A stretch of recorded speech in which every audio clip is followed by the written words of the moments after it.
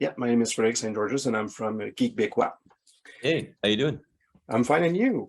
I'm good, thanks. So I am with Kyle Soller, who plays the character of Syril in the upcoming Star Wars Andor series. So first of all, how much of a Star Wars fan were you before you got the role?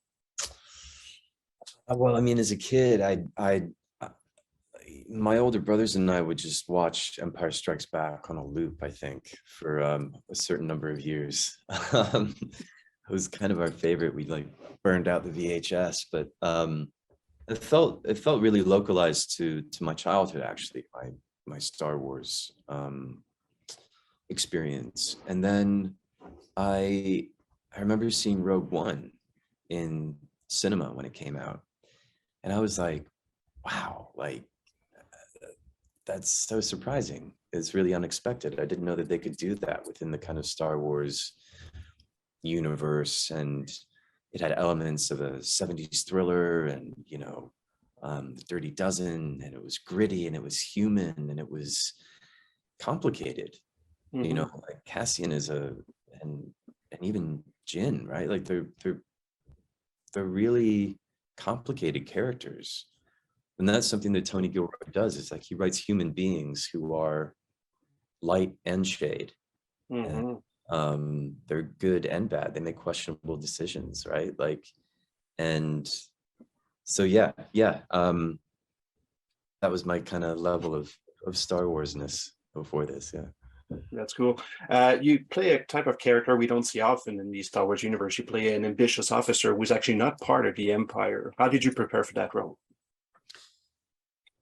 I read Tony's script, man. Like what he created was really, really intricate and very precise. And then yet at the same time, I was asking him at the very beginning, we've got 5 years to explore here. Like, where am I pitching him at the beginning? Like, where does he end up? And Tony said, he could go here, he could go there. I don't know, man. And I realized that was pretty cool, because he was allowing me to exist within the not known. And Syril is a person who really doesn't know who he is. And he's looking for that sense of self and validation and approval from the fascist corporate structure of the empire. And you also get to meet his mother further into the series. And you get to understand like how he was raised, where he comes from, and that level of psychological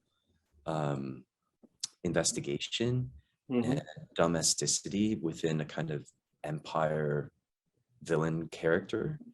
It was pretty unique, something I hadn't ever seen before.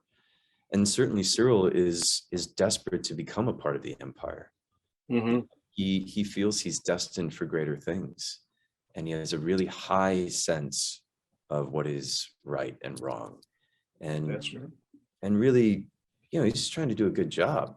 Some of his buddies were murdered, not that they were necessarily his buddies, because I don't think he has any friends, but he wants to investigate that. But he wants to investigate that because he wants to show up everybody else and get the empire's attention so that he can become part of that whole fascist party.